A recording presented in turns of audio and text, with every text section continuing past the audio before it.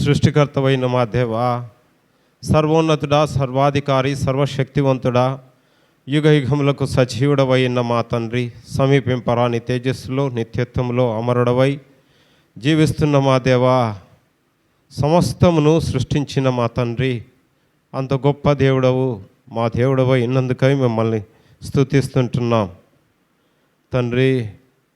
యెహోవాను దేవుడిగా కలిగిన జనులు ధన్యులని నైనా నీ వాక్యం సెలవిస్తుండగా ఆ యొక్క గొప్ప నిబంధనను తండ్రి మా పక్షమున మీరే నెరవేర్చారు. అవును తండ్రి దేవా, మేము ఆదాము సంతానమైన మమ్ములను జన్మ పాపంతో కర్మ పాపంతో కేవలం నిత్య నరకాగ్నికి పాత్రులమైన మమ్ములను దేవా మీరే ప్రేమించి క్షమించి మీ స్వరక్తం ఇచ్చి విమోచించిన విధానాన్ని బట్టి స్తోత్రాలు. అవును తండ్రి, మేము నశించిపోయే వారమై ఉంటున్నప్పుడు మీరే దేవా ఈ లోకానికి శరీరధారి అయి వచ్చి మాకు పాపములకు రావలసిన శిక్షను యావత్తును మీరేనైనా కలువరి సిలువలో దేహరీతిగా భరించి నైనా మమ్మలను ఆ నరక శిక్ష నుంచి తప్పించి దేవా మీ యొక్క పరలోకమునకు వారసులుగా చేసినందుకై స్తోత్రాలు. అవును తండ్రి, మనుష్యుడెవడు చెల్లించలేని విమోచన క్రయధనం మీరే మా నిమిత్తమే చెల్లించారు. పాపం యొక్క జీతము మరణమని దేవా, అయితే క్రీస్తేసునందు దేవుని కృపావరము నిత్య జీవమును నైనా మీరు మాకు అనుగ్రహించారు. అందును బట్టి స్తోత్రాలు తండ్రి. దేవా, ఈ దినమును ఎంతోమంది చూడలేకపోయారు తండ్రి. మాకన్నా గొప్పవారు, రాజులు, ఘనులు, ధనికులు, అందచందాలు గలవారు, తెలివి గలవారు ఈ దినాన్ని చూడలేకపోయారు తండ్రి. నైనా మీరైతే మమ్మలను సజీవులుగా నిలిపి ఉంచారు. నీ సన్నిధికి నైనా ఉదయకాలమున తీసుకొని వచ్చారు. అందును బట్టి స్తోత్రాలు తండ్రి. ఈ దినము నైనా కుడి రాగలిగిన బిడ్డలను బట్టి మిమ్మల్ని స్తుతిస్తుంటున్నాం. గొప్ప దేవా, మార్గ మధ్యంలో ఇళ్లలో ఉన్నవారిని త్వరపెట్టి నీ క్షేమంగా దేవా నీ సన్నిధికి నడిపించమని ప్రార్థిస్తుంటున్నాం తండ్రి. గొప్ప దేవా, నిన్ను ఆరాధించుట ఎంతో ధన్యత, నిన్ను స్తుతించుట ఎంతో మంచిది తండ్రి. అలాంటి ధన్యతను మాకు అనుగ్రహించారు. దూతలు నైనా నిన్ను పరిశుద్ధుడు పరిశుద్ధుడు పరిశుద్ధుడని కొనియాడుచుండగా అలాంటి ధన్యతను మీరు మాకు దయచేశారు. అందును బట్టి స్తోత్రాలు దేవా. ఈ దినం హెబ్రోను సంఘాలు, సార్వత్రిక సంఘములో పరిశుద్ధులు కూడివచ్చు ప్రతి స్థలమందు తండ్రి నీ సన్నిధిని నిండారులుగా ఉంచమని ప్రార్థిస్తుంటున్నాం తండ్రి. మీ ఆత్మ సంచారమును మా మధ్య నుంచండి. పరిశుద్ధులు కూడివచ్చు ప్రతి స్థలమందు మీరు నిలబెట్టుకున్న మీ దాసులను మీ ఆత్మచేత అభిషేకించి మీ నోటి బూరలుగా వాడుకొనమని ప్రార్థిస్తుంటున్నాం తండ్రి. సంఘమునకు క్షేమము, మీ నామమునకు కీర్తి, ఘనత, మహిమ, ప్రభావములను తీసుకురాగలిగిన వాక్యమును తండ్రి మీరే విడుదల చేయమని ప్రార్థిస్తుంటున్నాం తండ్రి. మీ కృపను దయచేయండి. మేము కూడి వచ్చిన ఈ మందిరంలో నైనా ఈ స్థలంలో కూడా నైనా మీ సన్నిధిని నైనా మా మధ్య నుంచమని మీ ఆత్మ సంచారమును తండ్రి మాకు తోడుగా ఉంచమని ప్రార్థిస్తుంటున్నాం. పాపిని, అయోగ్యుడను, దౌర్భాగ్యుడనైనా నన్ను నైనా జ్ఞాపకం చేసుకుని మీకు నైనా మీ నోటి బురగా వాడుకొనమని ప్రార్థిస్తుంటున్నాం తండ్రి. గొప్ప దేవుడవు, ఆదివంతమైన మా దేవా, నైనా పాటలు పాడువారి స్వరములను తాకండి. నీ సన్నిధిలో ఉన్నామన్న భయభక్తులతో నైనా పాడగలుగుటకు కృపను దయచేయమని ప్రార్థిస్తుంటున్నాం దేవా. ఆరాధన వర్తమానంలో నైనా మీరే మాతో మాట్లాడండి. మా హృదయాలను నిన్ను ఆరాధించుటకు సిద్ధపరచమని ప్రార్థిస్తున్నాం తండ్రి. సండే స్కూల్ పరిచర్యలో మీరు నిలబెట్టుకున్న మీ దాసులను మీ ఆత్మచేత అభిషేకించి మా చిన్న బిడ్డలతో మీరే మాట్లాడమని ప్రార్థిస్తుంటున్నాం. బల వర్తమానంలోను తండ్రి మీ కృపను దయచేయండి తండ్రి. నీ యొక్క వాక్యపు వెలుగులో మమ్మలను మేము పరీక్షించుకుని సరిచేసుకుని దేవా యోగ్యమైన రీతిలో నీ బల్లలో చేయివేటుకు మాకందరికీ నైనా మీ కృపను దయచేయమని ప్రార్థిస్తుంటున్నాం తండ్రి. కనిపించని అంధకార దురాత్మ శక్తులను క్రీస్తు నామమున బంధిస్తూ ముందున్న సమయమునంతటినీ మీ ప్రేమగల దయగల స్థాలకు అప్పగించుకుంటూ ఈ దిన పరిచర్య అంతటిలో మీరే ఆదియు అంతమయ్యండి మమ్మల్ని నడిపించి కనికరించమని మా ప్రభు, మా రక్షకుడు, మా ప్రాణప్రియుడైన యేసయ్య నామంలో ప్రార్థించి అడిగి వేడుకుంటున్నాం తండ్రి, ఆమెన్. కీర్తనల గ్రంథము 81వ అధ్యాయము.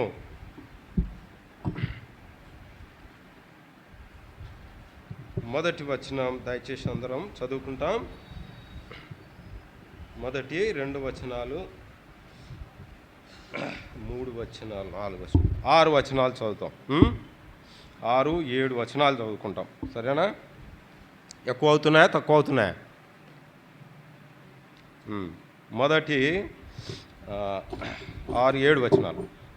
మనకు బలమైన దేవునికి ఆనందగానము చేయుడి, యాకోబు దేవుని బట్టి ఉత్సాహధ్వని చేయుడి, కీర్తన ఎత్తుడి, కీలక తప్పెట పట్టుకొనుడి, స్వరమండలమును మనోహరమైన సితారాను వాయించుడి, అమావాస్య నాడు కొమ్ము ఊదుడి, మనము పండగ ఆచరించు దినమగు పున్నమ నాడు కొమ్ము ఊదుడి.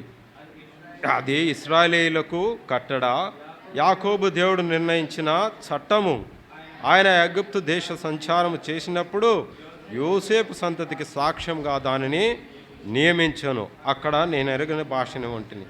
వారి భుజము నుండి నేను బరువు దింపగా వారి చేతులు మూతగంపలను ఎత్తకుండా విడుదల పొందెను. ఆపత్కాలమందు నీవు మొరపెట్టగా నేను నిన్ను విడిపించి తిని, ఉరుము దాగుచోటు నుండి నీకు ఉత్తరం ఇచ్చి తిని. మొదటి చరణం మళ్ళీ చదువుదాం, అందరం కలిసి చదువుదాం. బైబిల్ ఉన్న వాళ్ళందరూ కూడా బైబిల్ తెరిచి చదవాలి. మనకు బలమైన దేవునికి ఆనందగానము చేయుడి, యాకోబు దేవుని బట్టి ఉత్సాహధ్వని చేయుడి. ప్రభు సహార్థమై ప్రార్థన చేసుకుందాం. ప్రేయర్ అనగానే యవనస్తులు, మోకరెళ్ళగలిగిన వాళ్ళు మోకాల మీదకి వచ్చేయాలి, ఆటోమేటిక్గా వచ్చేయాలి.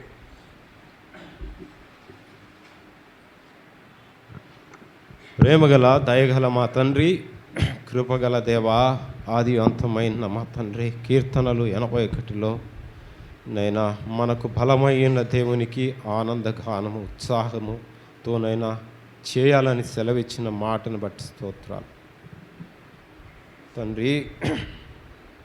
పరిశుద్ధ దైవారాధన నిమిత్తమై తండ్రి మా హృదయాలను సిద్ధపరచండి. దేవా, పాపిని, అయోగ్యుడను, ఎందుకు పనికిరాని వాడను నైనా నన్ను మరి ఒకసారి క్షమించి నీ నూతన నిబంధన రక్తం చేత కడిగి శుద్ధీకరించి దేవా నీ నోటిపూరగా వాడుకొని మనం ప్రార్థిస్తుంటున్నాను తండ్రి. దౌర్భాగ్యుడను, పనికిరాని వాడినైనా నన్ను నీ బిడ్డల కనుమరుగు చేయండి దేవా. నైనా మేమందరం కూడా మా కొరకు తన్ను తాను అర్పించుకొని సిలువలు వేయబడినైనా చనిపోయి సమాధి చేయబడి తిరిగి లేచిన మా ప్రభువును మేము చూడగలిగినట్లు కృపను దయచేయమని ప్రార్థిస్తున్నాం తండ్రి. మీరేమై ఉన్నారో, మా కొరకు ఏం చేసి ఉన్నారో మరి ఒకసారి దేవా మాతో మాట్లాడండి. ముందున్న సమయమునంతటిని తండ్రి మీ ప్రేమగల దయగల హస్తాలకు అప్పగించుకుంటూ నీ సన్నిధిలో మోకరిల్లిన ప్రతి ఆత్మను, హృదయమును మీరు తాకమని, నిన్ను ఆరాధించటానికి ఆత్మతోనూ సత్యముతోనూ నిన్ను స్తుతించుటకు మా హృదయాలను సిద్ధపరచమని మా ప్రభువు మా రక్షకుడైన యేసయ్య నామములో ప్రార్థించి అడిగి వేడుకుంటున్నాము తండ్రి, ఆమెన్.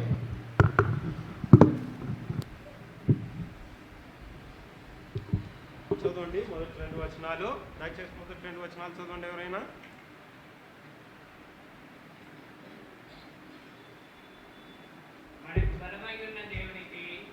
మనకు బలమైన దేవునికి ఆనందగానము చేయుడి, యాకోబు దేవుని బట్టి ఉత్సాహధ్వని చేయుడి. ఏమంటున్నాడు చూడండి ప్రియులారా, దేవుడు ఇది ఎవరు రాశారు? ఈ కీర్తన ఆసాపు రాశాడు. నిజంగా ఆసాపు ఆ దినాల్లో మరి ఇజ్రాయెల్ సంఘంలో, సమాజంలో ఆయన పాటలు పాడేవాడు. పాటలలో లీడ్ చేసే వ్యక్తి ఈ ఆసాపు. ఆయన రాస్తున్నాడు, ఏమని రాస్తున్నాడు అంటే, మనకు బలమైన దేవునికి ఏం చేయాలంట? ఆనందగానము చేయుడి. దేవుడు ఏమై ఉన్నాడయ్యా అంటే, ఇజ్రాయేల్ ప్రజల యొక్క బలమై ఉన్నాడు దేవుడు. మనం ఎందుకు దేవుణ్ణి ఆరాధించాలి అంటే ఆయన మన బలమై ఉన్నాడు. మన బలమై ఉన్నవాడు ఎవరయ్యా అంటే మన దేవుడే కదా. మనము రక్షణ లేని వారు, ప్రభువుని ఎరుగని వారు ఏమనుకుంటానంటే నేను సొంతంగా నేనే చేయాలి, అదేమైనా సరే నేనే చేయాలి, నేనే చేయగలను అని అనుకుంటాడు. కానీ మన బలం ఎవరంట? దేవుడు కీర్తనకారుడు దేవుని వాక్యం ఏమని సెలవిస్తుందా అంటే మనకు బలమై ఉన్నవాడు మన దేవుడే, శరీరం కాదు, మన దేవుడే. అంతేకాదు ఏమంటున్నాడు? యాకోబు దేవుని బట్టి ఉత్సాహధ్వని చేయుడి, కీర్తన ఎత్తుడి, గిలక తప్పట పట్టుకొనుడి, స్వరమండలమును మనోహరమైన సితారాను వాయించుడి, కొమ్ము ఊదుడి. మనం పండుగ ఆచరించే దినము మగో పున్నమ నాడు కొమ్ము ఊదుడి అని. ఇవన్నీ కూడా దేనికి సాదృశ్యమయ్యా అంటే సెలబ్రేషన్ కదా. ఇజ్రాయెల్ దేశంలో విజయం వచ్చినప్పుడు కొమ్ము ఇట్లా పట్టుకొని ఉయ్ అని ఊపుతారు. విజయ డంకా మోగించడం అంటారు. విజయం, ఆనందం. మనకెప్పుడు సంతోషం వస్తుంది? మనకెప్పుడు సంతోషం వస్తుంది? ఏదైనా దొరికితే సంతోషం వస్తుంది, ఏదైనా మంచి జరిగితే సంతోషం వస్తుంది కదా. మనము థ్యాంక్స్ అని ఎవరికి ఎప్పుడు చెప్తాం? థ్యాంక్స్ అని ఎప్పుడు చెప్తాం చెప్పండి? థ్యాంక్స్ అండి అని ఎప్పుడు చెప్తాం? ఎవరైనా మనకు మంచి చేసినప్పుడు లేదా సహాయం చేసినప్పుడు థ్యాంక్స్ అంటాం కదా. థ్యాంక్స్ అండి అంటాం కదా. ఆ విధంగా వీళ్ళు దేవునికి ఈ విధంగా చేయమని చెప్తున్నాడు. అదే కాదు, ఇది ఇజ్రాయేలీయులకు 4వ వచనంలో చూసుకున్నట్టే ఇజ్రాయేలీయులకు కట్టడ, యాకోబు దేవుడు నిర్ణయించిన చట్టము. ఇది ఎప్పుడయ్యా అంటే ఇక్కడ ఒక పండగ ఉంది, దాన్నే గుడారాల పండగ అంటారు. ఫెస్టివల్ ఆఫ్ టబర్నాకిల్స్ లేదా బూత్స్ అని కూడా అంటారు. ఆ పండగ దినమున వీళ్ళు ఇవన్నీ చేయాలి అని దేవుడు వాళ్ళకు ఒక కట్టడ నిర్ణయం చేశాడు, శాసనం చేశాడు. ఇవన్నీ ఎందుకు చేశాడయ్యా అంటే చూడండి 6వ వచనంలో ఇక్కడ రాయబడింది. వీళ్ళు ఈ విధంగా ఎందుకు చేయాలి, ఈ విధంగా సంతోషంతో ఉత్సాహంతో దేవుని ఎందుకు స్తుతించాలయ్యా అంటే ఇక్కడ రాయబడింది. చదవండి 6వ వచనము. వారి భుజము నుండి నేను బరువులు దింపగా వారి చేతులు ఏం చేశాడంట దేవుడు? వారి భుజము నుండి బరువు దింపాడు. తర్వాత వారి చేతులు మోత గంపలను ఎత్తకుండా ఏం చేశాడంట? విడుదల చేశాడు. ఇజ్రాయేల్ ప్రజలు ఏం చేస్తున్నారయ్యా అంటే ఇక్కడ కీర్తనకారుడు తన పితరులు ఏ విధంగా ఒకప్పుడు ఆ యొక్క ఐగుప్తు దేశంలో దాస్యత్వంలో ఏ విధంగా ఉన్నారో దానిని జ్ఞాపకం చేస్తున్నాడు. దానిని జ్ఞాపకం చేసుకుని దేవుడు తన బలమైన దక్షిణ హస్తం చేత ఇజ్రాయేల్ ప్రజలను ఐగుప్తు దాస్యత్వము నుండి ఏ విధంగా విమోచించాడో ఆయన ఇక్కడ మరి ఒకసారి జ్ఞాపకం చేస్తున్నాడు. అందుకే చూశారా, మీకు తెలుసా, మన పితరులు, మన ముత్తాతలు, తాతలు వాళ్ళంతా ఒకప్పుడు ఐగుప్తు దేశంలో, ఆ గోషాన్ దేశంలో ఏ విధంగా ఉన్నారయ్యా అంటే బానిసలుగా ఉన్నారు. స్వేచ్ఛ స్వాతంత్ర్యం లేక వాళ్ళు ఎట్లా చెప్తే అట్లా చేయాలి. వాళ్ళు కొడితే కొట్టించుకోవాలి, తిడితే తిట్టించుకోవాలి, వాళ్ళు చంపేస్తే చచ్చిపోవాలి. ఆ విధంగా ఉండేది. అలాంటి పరిస్థితుల్లో నుంచి దేవుడు వాళ్ళని విమోచించిన దినం ఈ దినం అని యొక్క కీర్తనకారుడు వారికి జ్ఞాపకం చేస్తున్నాడు కదా. మనం చూడండి నిర్గమకాండము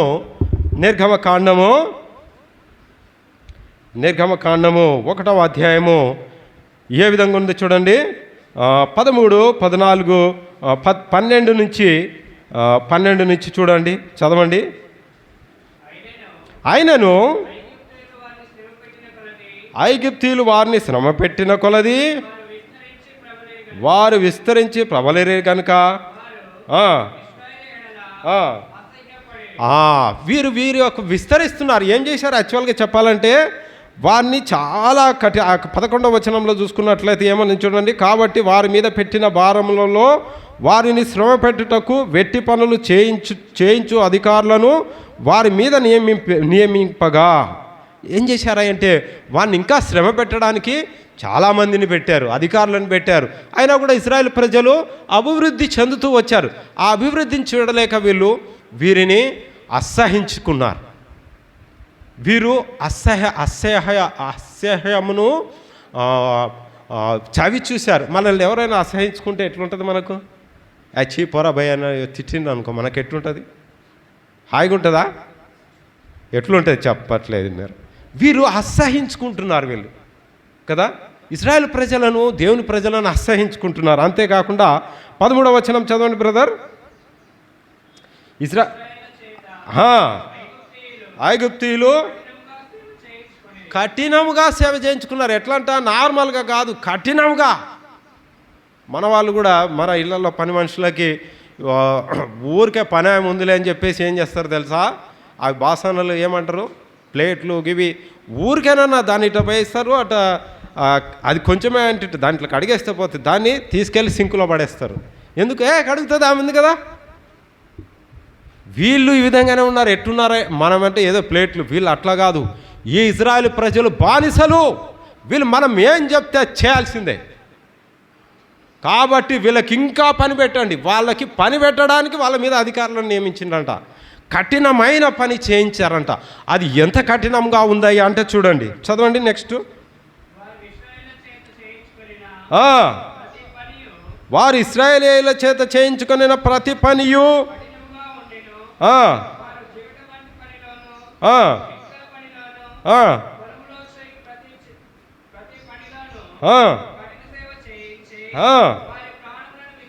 అబ్బా, ఏ విధంగా ఉందయ్యా అంటే ఇది దేహం విసిగిపోవడం కాదు, ప్రాణం విసిగిపోయిందంట ఆ పని చేయలేక ఇశ్రాయేలీయులకు. ఏందయ్యా అంటే, దేవుడా ఇంత పని చేసి చేసి నేను చచ్చిపోతున్నా, ఒకేసారి పోతే ప్రాణం పోతే పోతుంది, పీడ విరగడైపోతుంది, నేను ఇంకా విసిగిపోయాను, నా ప్రాణం విసిగిపోయిందంట.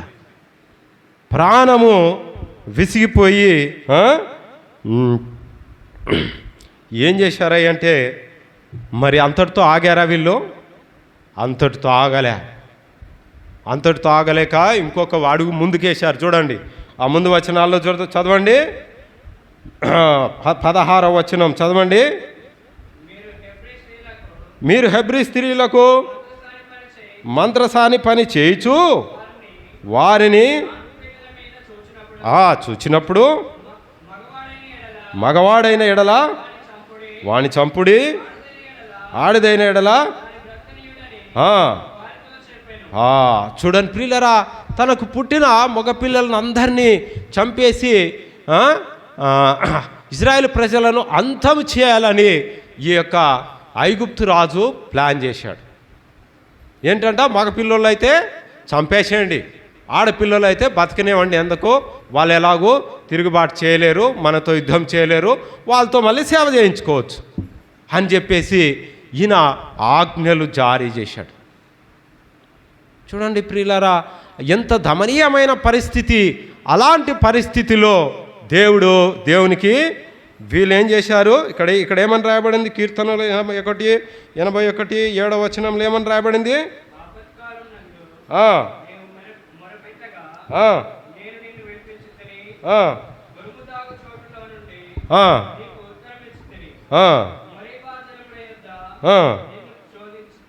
మొరీబా ఏందయ్యా అంటే, నేను ఆపత్కాలమున నేను వారికి దేవుడు ఏం చేశాడంట? ఉత్తరం ఇచ్చాడంట. తర్వాత ఏం చేశాడు దేవుడు? నిజంగా వీరు ఏం చేశారంటే, దేవునికి వాళ్ళు మొరపెట్టారు. ఏం చేశారయ్యా అంటే, అయ్యో దేవా, యాకోబు దేవా, ఇశ్రాయేలు దేవా, అబ్రహాం ఇస్సాకుల దేవా, మేము చచ్చిపోతున్నాం, మమ్మలను ప్రాణమును విసిగించటమే కాకుండా మా పిల్లలను చంపేస్తున్నారు, నీవు ఏర్పరచుకున్న నీ సంతతి చనిపోతుంది అని దేవునికి వారు మొరపెట్టినప్పుడు దేవుడు మరి మోషేతో మాట్లాడి ఐగుప్తులో నుంచి తన ప్రజలను ఆయన విడిపించాడు కదా. ఏ విధంగా విడిపించాడు? ఏమంటున్నాడు చూడండి. 6వ అధ్యాయము 6వ వచనం దయచేసి చదవండి.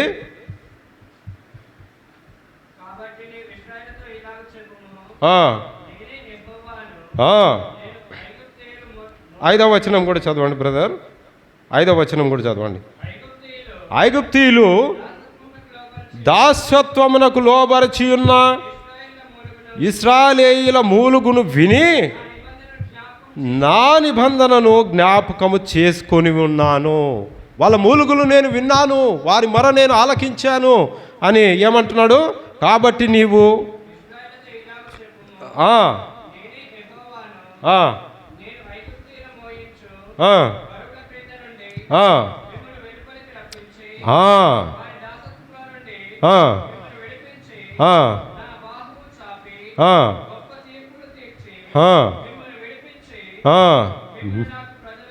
మిమ్మును నాకు ప్రజలుగా చేర్చుకొని మీకు దేవుడైన యుందును.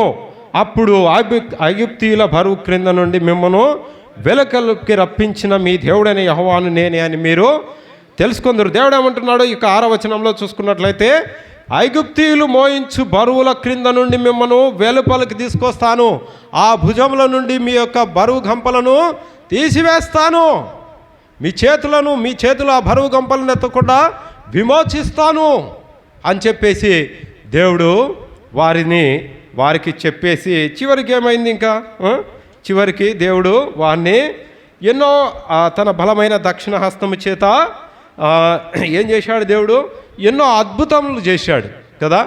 ఎన్నో అద్భుతాలు చేసి ఫరోకి వారి కుటుంబంని తొలిచూలి బిడ్డలను చంపివేశాడు. తర్వాత ఆ రక్తము దాని ముందు రక్తముగా మార్చబడ్డాయి, నీళ్ళన్నీ కూడా మిడతలు వచ్చాయి. అన్నీ చేసిన తర్వాత వాళ్ళు చివరికి ఓకే వెళ్ళిపో అన్నారు. వెళ్ళిపో అంటే అప్పుడు ఈ యొక్క ఎర్ర సముద్రం దాటడానికి వచ్చినప్పుడు అక్కడేమో ముందేమో సముద్రం, వెనకలనేమో ఫరో సైన్యం.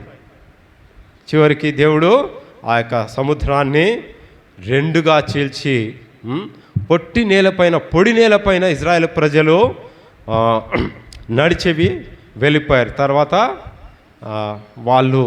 వాళ్ళని పట్టుకోవడానికి ఫరో సైన్యము ఆ యొక్క సముద్రంలోనికి దిగినప్పుడు అది మళ్ళీ క్లోజ్ అయిపోయి వాళ్ళందరూ చనిపోయారు. చూడండి, దేవుడు తన బలమైన హస్తము చేత వారిని విమోచించాడు. అందుకే ఈ యొక్క 15వ అధ్యాయంలో మోషే దేవుని గురించి పాట రాశాడు కదా, దేవుడు గురించి పాట రాశాడు.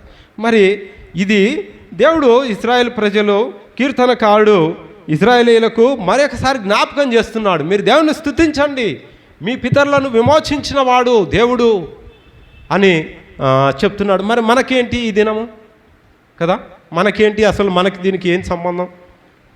మనకి ఈ యొక్క కీర్తనలకి ఏంటి సంబంధం? నూతన నిబంధన గ్రంథంలో దేవుడు ఒక మాట అంటున్నాడు చూడండి. నూతన నిబంధన గ్రంథంలో యోహాను సువార్త యేసు ప్రభుల వారు ఒక మాట అంటున్నారు. ఏంటి చూడండి, యోహాను సువార్త 8వ అధ్యాయము 32వ వచనం దయచేసి చదవండి. 34వ వచనం. అందుకు యేసు, పాపము చేయి ప్రతివాడును పాపమునకు దాసుడని నీతో నిశ్చయముగా చెప్పుచున్నాను. పాపము చేయి ప్రతివాడును పాపమునకు దాసుడు అన్నది యాక్చువల్గా సరైన పదం కాదు ఇది కదా. చెప్పాలంటే బానిస అని రాయబడాలి. పాపము చేయి ప్రతివాడును పాపమునకు బానిస, వాడికి స్వేచ్ఛ స్వాతంత్ర్యము లేదు. ఐగుప్తు దేశంలో మన పితరులు ఏ విధంగా అయితే దాసులై ఉన్నారో, బానిసలుగా ఉన్నారో, స్వేచ్ఛ లేక ఉన్నారో, మనము ఈ లోకంలో రక్షణ లేక మునుపు ఏ విధంగా ఉన్నామంట? పాపముతో మనము పాపమునకు బానిసలమై ఉన్నాం. ఎవరు పాపం చేసిన వారు? ఎవరు పాపులు? పాపము చేయి ప్రతివాడు. పాపము చేయని వాడు ఎవడైనా ఉన్నాడా? రోమీయులకు రాసిన పత్రిక 3:23లో దేవుని వాక్యం ఏమని సెలవిస్తున్నది? ఏ భేదమును లేదు, అందరూ పాపము చేసి దేవుడు అనుగ్రహించు మహిమను పొందలేకపోతున్నాడు. ఏంటంట ఇది? జాతి, కులము, మతము, భాష, వర్ణము, లింగ భేదము, ఏ భేదము లేదు. స్త్రీగా కానీ, పురుషుడు కానీ, ధనికుడు కానీ, పేద కానీ, కులము కానీ, ఏ కులమైనా, భాష కానీ, తెలుగు కానీ, తమిళ్ కానీ, ఏదైనా కానీ, ఇంకా వేరే దేశాల్లో ఉన్న వాళ్ళు కానీ, ఏ భేదము లేదు. భూమి మీద ఉన్న ప్రతి మనుష్యుడు కూడా పాపం చేసిన వాడే అని మరి దేవుని వాక్యం సెలవిస్తున్నది. పాపము చేయి ప్రతివాడును పాపమునకు దాసుడై ఉన్నాడు. పాపం చేసిన ప్రతివాడు కూడా. కదా. మనం అనుకోవచ్చు, ఏమనుకోవచ్చు, మేము పాపం చేయలేదండి అని అనుకోవచ్చు. నేను దేవుడిని నమ్ముకోకముందు అనుకునేవాడిని, నేను ఎప్పుడు రోజు పూజలు చేస్తూ తర్వాత ఎవరైనా ఆడపిల్లలు కనిపిస్తే ఇట్లా చూస్తా లేకుండా నేను ఇట్లా పెట్టుకుంటా, అరే ఇది చాలా గొప్ప, నాకు పాపం తెలియదు అనుకుంటుండే. కానీ పాపము 2 రకాలు. ఒకటి మనం చేస్తే వచ్చేది, ఇంకోటి ఏంటి మనకు వారసత్వంగా సంక్రమించేది. మనం బాగా ఇప్పుడు మన అమ్మ నాయన జాబ్ చేసి ఇల్లు కడతారు కదా. ఇల్లు కట్టిన తర్వాత లేదా పొలం కొంటారు, ల్యాండ్ కొంటారు. ఈ మధ్యన ప్రతి ఒక్కరు సైట్లు కొంటున్నారు కదా, సైట్ కొంటారు. ఎవరికి వస్తుంది తర్వాత? పిల్లలకే వస్తుంది. అట్లనే మన మూలపితరుడైన ఆదాము అవ్వలు దేవుని యొక్క ఆజ్ఞను అతిక్రమించి తినొద్దు అన్న పండును తినేసి వాళ్ళు పాపమును కొని తెచ్చుకున్నారు కదా. పాపం అంటే మనం ఏమనుకుంటాం, ఏదో ఎవరినైనా చంపేయడమో, మర్డర్ చేయడమో, రేప్ చేయడమో పాపం అనుకుంటాం. పాపం అంటే అంత పెద్ద తప్పు చేయాల్సిన అవసరం ఏం లేదు. ఏమంటాడు దేవుని వాక్యంలో 1 యోహానులో, ఆజ్ఞాతిక్రమమే పాపము, సకల దుర్నీతియు పాపమే. ఆదాము అవ్వలు ఏం చేశారు? వాళ్ళు ఆ పండు తినొద్దు అంటే తిన్నారు అంతే. యాక్చువల్గా చెప్పాలంటే అది మనకు పాపంలాగా అనిపించదు కదా, అనిపించదు. కానీ దేవుని యొక్క స్టాండర్డ్ చాలా ఎక్కువ. మనం చిన్న తప్పు చేసినా, పెద్ద తప్పు చేసినా పాపమునకు వచ్చు జీతము మరణము. మరణం అంటే ఏంటి? మరణం అంటే బైబిల్లో గ్రంథంలో మరణం అని ఎక్కడ రాయబడినా అది 2వ మరణం. ప్రకటనల గ్రంథంలో రాయబడిన మరణము, ఎవని పేరైనను ఆ జీవ గ్రంథం ముందు రాయబడి ఉండినట్లు కనపంచని ఎడలవాడు అగ్నిగంధకములలో మండు ఆ యొక్క అగ్నిగుండంలో వేయబడును. ఇది 2వ మరణము అని రాయబడి ఉంటుంది. ఆ మరణం నిత్య నరకాగ్నికి పాత్రులమయ్యే మరణం. దావీదు మహారాజు ఒక మాట అంటాడు కదా, కీర్తనలు 51లో ఏమంటాడు? నేను జన్మతోనే పాపిని, నా తల్లి నన్ను పాపములోనే గర్భము ధరించెను, నేను పాపములతోనే జన్మించాను, నేను జన్మతోనే పాపిని. పాపం, అందరూ పాపులే. పాపము చేయి ప్రతివాడును పాపమునకు ఏమై ఉన్నాడంటే ఇక్కడ దాసుడు, బానిస అయి ఉన్నాడు. మనము బానిసత్వంలో ఉన్నప్పుడు దేవుడు ఏం చేశాడు? సృష్టికర్త అయిన దేవుడు మనలను ఆ బానిసత్వము నుండి విమోచించడానికి ఈ లోకానికి శరీరధారి అయి వచ్చాడు కదా. యోహాను సువార్త 1వ అధ్యాయము 1వ వచనంలో ఏమని రాయబడింది? చెప్పాలి సండే స్కూల్ పిల్లలు, చెప్పాలి. సండే స్కూల్ టీచర్స్ కూడా చెప్పాలి.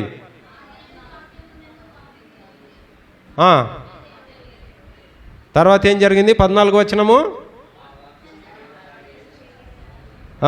ఈ లోకానికి వచ్చి కృపాసత్య సంపూర్ణుడిగా మన మధ్య నివసించాను. సృష్టికర్త అయిన దేవుడు ఈ లోకానికి మనుష్య రూపము ధరించుకొని వచ్చాడు. ఎందుకయ్యా అంటే నిన్ను నన్ను ఆ దాస్యత్వం నుండి, బానిసత్వం నుండి విమోచించటానికి, పాపం వల్ల వచ్చు ఆ యొక్క నిత్య నరకాగ్ని నుండి విమోచించటానికి దేవుడి లోకానికి వచ్చాడు. ఆ పాప భారము ఏం చేశాడు దేవుడు? ఇశ్రాయేలు ప్రజలను ఏ విధంగా విమోచించాడు? ఎట్లా విమోచించాడు? దేవుడు అక్కడేమన్నా వెళ్ళిపోయి ఫరో వారితో చేయిస్తున్న పనులన్నీ, ఇశ్రాయేలు ప్రజలతో చేస్తున్న పనులన్నీ వెళ్ళి దేవుడు చేశాడా? చేయలే. తన బలాన్ని వాడుకున్నాడు దేవుడు. I will do this to you. కానీ ఇక్కడ దేవుడు ఏం చేశాడండి? మన కొరకు, మనలను విమోచించటానికి దేవుడు మన భుజం మీదుండి ఆ పాప భారమును తీసివేయడానికి దేవుడు ఆ పాప భారాన్ని మన భుజం నుంచి తీసి ఆయన భుజం మీద ఎత్తుకున్నాడు. అది ఏంటది? కలువరి సిలువ. శ్రమలు, బాధలు, నిందలు, శోధనలు, వేదనలు, అవమానము, ఇవన్నీ కూడా దేవుడు తన మీద వేసుకున్నాడు. అందుకే పాట పాడతారు కదా, పాప భారము మోయన్ వచ్చనేసు జగతిన్, పాప భారము మోయన్ వచ్చనేసు జగతిన్, పాపుల పాపము తొలగించుటకు, పాపుల పాపము తొలగించుటకు నిత్య జీవమునిచ్చెను, నిత్య జీవమునిచ్చెను. హృదయమర్పించెదము ప్రభునకు స్తుతి ప్రశంసలకు. పరిశుద్ధులము చేరి హృదయమర్పించెదము ప్రభునకు స్తుతి ప్రశంసలకు.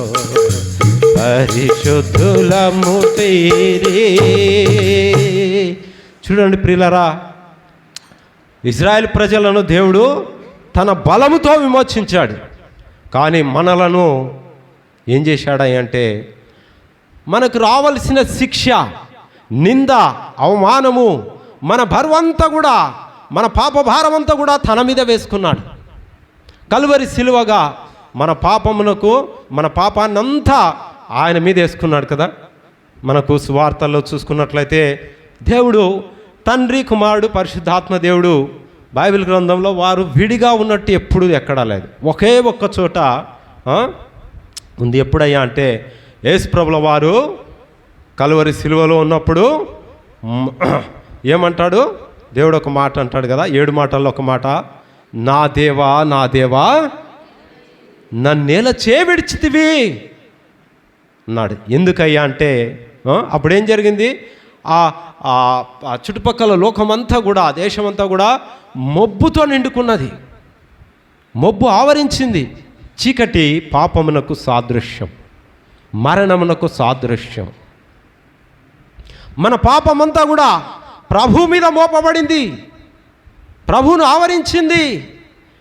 సకల మనుషుల యొక్క పాపము, సృష్టి మొదలుకొని సృష్టి అంతం వరకు పాపము, మనుషులు చేసిన పాపం అంతా కూడా దేవుని మీద మోపబడింది.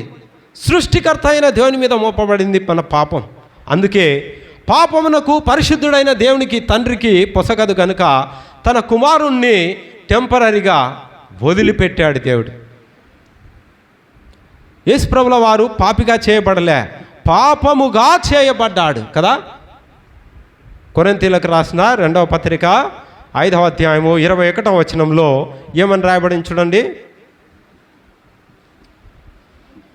ఎందుకనగా మనం ఆయన యందు దేవుని నీతి ఎగనట్లు పాపము ఎరుగని ఆయనను మన కోసము పాపముగా చేసెను.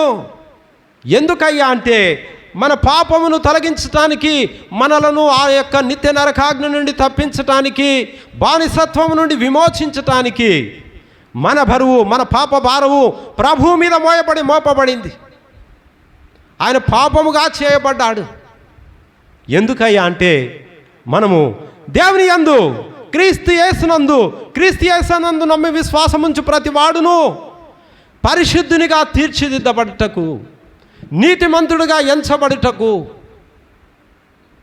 ప్రభువు మన కొరకు పాపముగా మారాడు.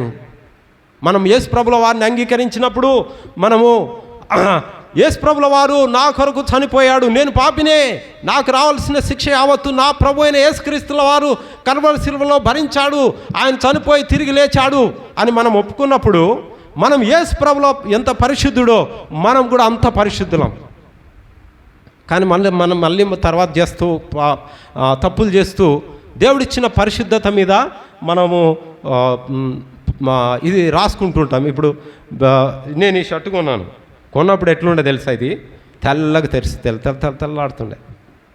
తర్వాత ఏమవుతుంది, వేసుకుని వాషింగ్లో చేస్తాం, కొంచెం మురికి, చివరికి అది ఉతికందా అన్నట్టు తయారవుతుంది. ఎందుకంటే మనం మళ్ళీ మురికి అంటించుకుంటూ ఉంటాం. కానీ మనము రక్షణ పొందిన దినమున మనము క్రీస్తు యేసునందు దేవుని యొక్క నీతి అయి ఉన్నాం. ఆ విధంగా మనల్ని నీతిమంతులుగా తీర్చిదిద్దటానికి, పాపము నుండి శాపము నుండి విమోచించటానికి దేవుడి లోకానికి వచ్చాడు. మన భారాన్ని ఆయన మీద వేసుకున్నాడు. అందుకే అపోస్తలుడైన పౌలు ఒక మాట అంటారు చూడండి, రోమా సంఘానికి రాస్తూ, రోమీయులకు రాసిన పత్రిక చూడండి 8వ అధ్యాయము 1వ వచనంలో, 1వ వచనం 4వ వచనం చూడండి ఒకసారి. దేవుడు తన సొంత కుమారుణ్ణి పాప శరీరాకారముగా పంపి పాపమునకు ఆయన శరీరమందు శిక్ష విధించను అని ఉంటుంది. చదవండి, చదవండి బ్రదర్. ఆత్మను అనుసరించి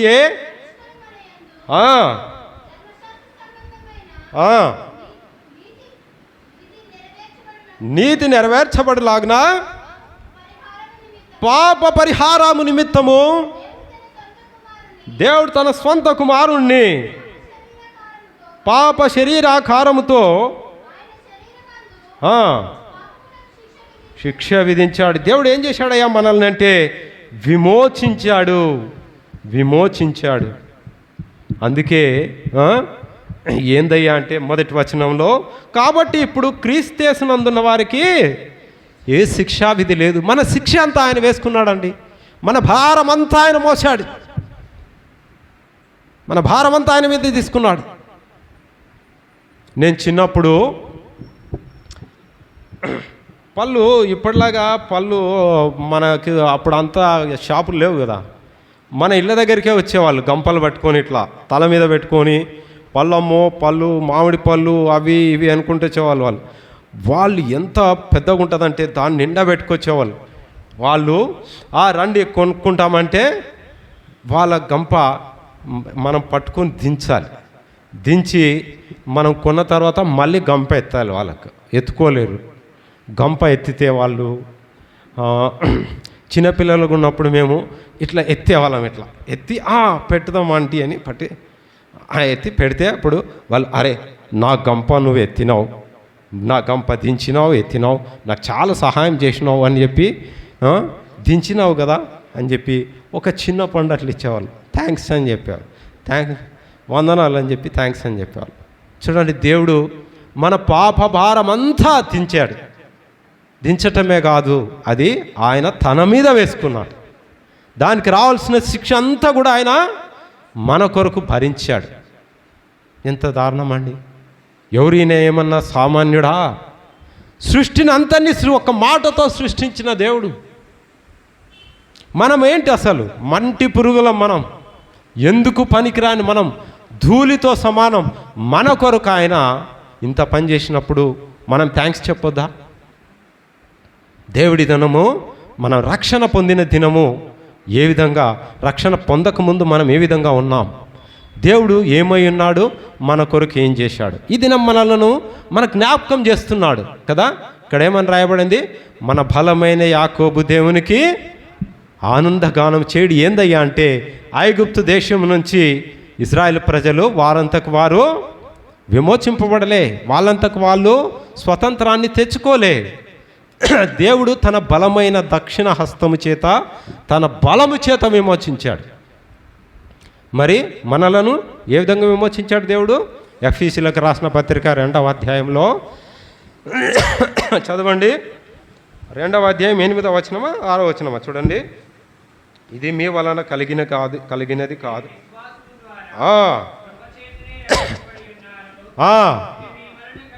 ఇది మీ వలన కలిగినది కాదు, దేవుని వరమే. మరి ఈ దినము మనము దేవునికి కృతజ్ఞతాస్తుతులు చెల్లిద్దాం. దేనికయ్యా అంటే దేవుడు మనలను పాపము భారము నుంచి తప్పించాడు. పాపములకు రావాల్సిన శిక్ష నుంచి మనలను విమోచించాడు. ఐగుప్తు దేశం నుంచి విమోచింపబడిన ఇజ్రాయెల్ ప్రజలు ఏమని పండగ చేసుకుంటున్నారు వాళ్ళు కదా. అదేమంటారు, నేను ఇందాక చెప్పాను కదా, గుడారాల